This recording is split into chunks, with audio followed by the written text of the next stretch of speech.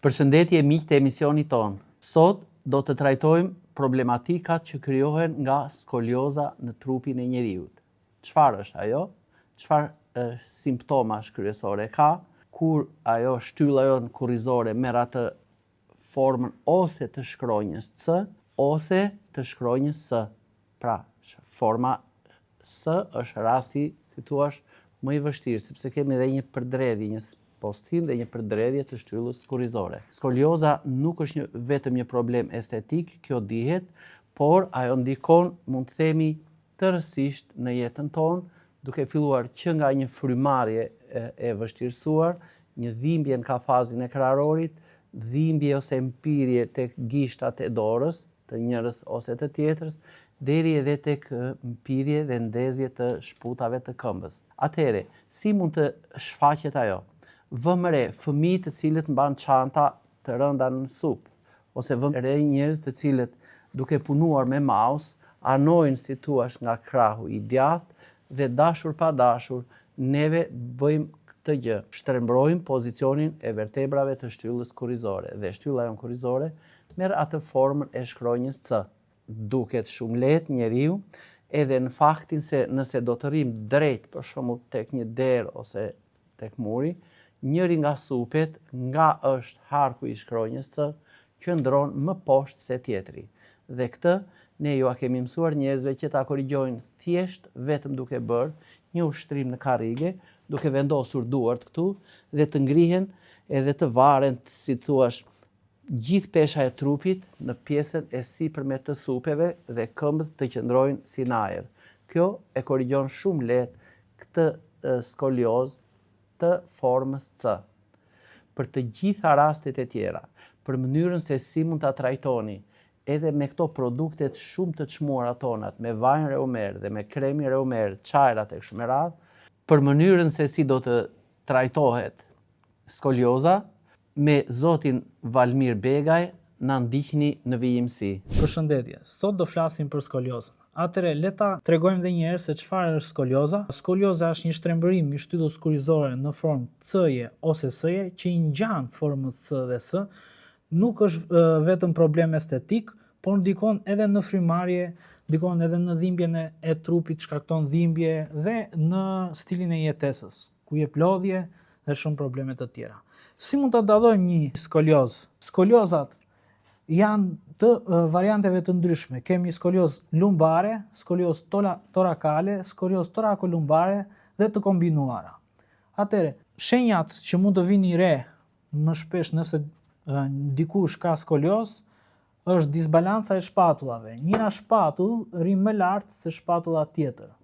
Ose mund ta vini re te disbalanca e legenit, ku legeni ngrihet më lart se ana tjetër. Shkaqet kryesore të skoliozës janë të ndryshme, mund të përmendim disa: kongenitale, ku e gjejmë më shpesh te fëmijët, idiopatike, ku është më shumë tek adoleshentët dhe moshat e reja, dhe degenerative, ku është më shumë tek moshat e mëdha, moshat e treta. Atëre, për të kuptuar si trajtohet një skoliozë, të gjitha skoliozat kanë një trajtim individual. Me anë të fizioterapisë trajtohen me anë të ushtrimeve të ndryshme dhe metodave të ndryshme si Scroth, McKenzie dhe metoda për korrigjime posturale, ushtrimore. Gjithashtu, në rastet më të agravuara ose te fëmijët e vegjël, mund të trajtohen dhe me korse dhe në raste më të agravuara pastaj në moshat e mëdha ose mund të trajtohet me ndërhyrje kirurgjikale. Atëherë, për të kuptuar si trajtohet një skoliozë, duhet të kuptojmë edhe si është ndërtuar një skoliozë.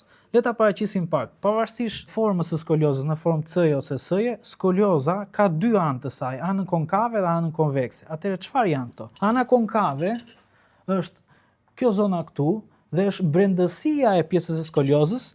Dhe çfarë ka në këtë zonën këtu? Muskujt janë më të kontraktuar, janë më të mbledhur dhe më të shkurtuar dhe më të tensionuar. Brinjët janë më të afruar njëri me tjetrin për shkak se pjesa e skoliozës arrin që ti bashkojë ato. Ndikon shumë keq edhe te pjesa e frymarrjes, është ana ku ka vështirësi në frymarrje.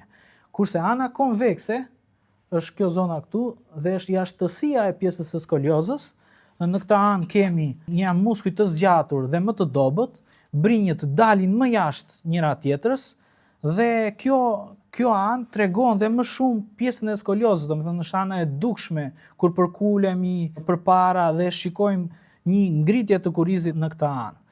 Si mund ta diagnostikojmë kur kemi një skolioz? Në fizioterapi, fizioterapistët përdorin skoliometrin për diagnostikimin e skoliozës.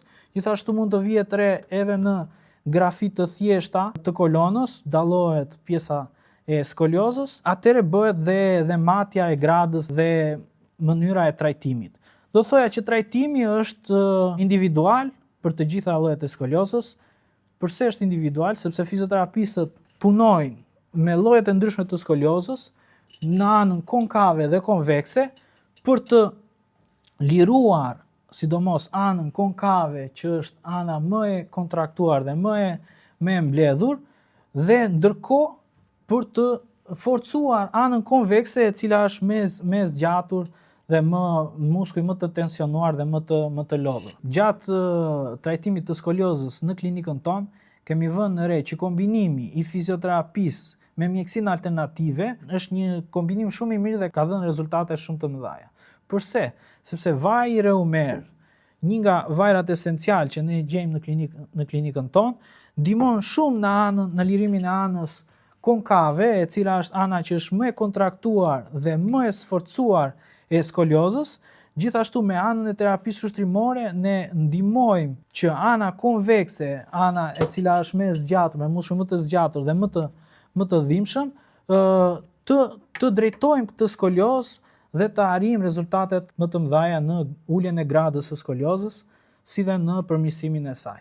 Do të thoja që diagnostikimi sa më i shpejt i një skolioze, qoftë edhe një verifikimi te fëmijët ose një bërje e një testi shumë të thjeshtë siç është skoliometri për të parë skoliozat te fëmijët e vegjël, në grada shumë të vogla trajtohen shumë më mirë dhe kanë një efikasitet dhe një korrigjim shumë herë më të mirë me fizioterapi sesa me metodat e tjera si me korse dhe me anën kirurgjikale pastaj kur gradat janë më të mëdha. Pra, duhet ta kapim sa më shpejt skoliozën për ta trajtuar sa më mirë me fizioterapi dhe aty do kemi dhe përmirësime më të shpejta.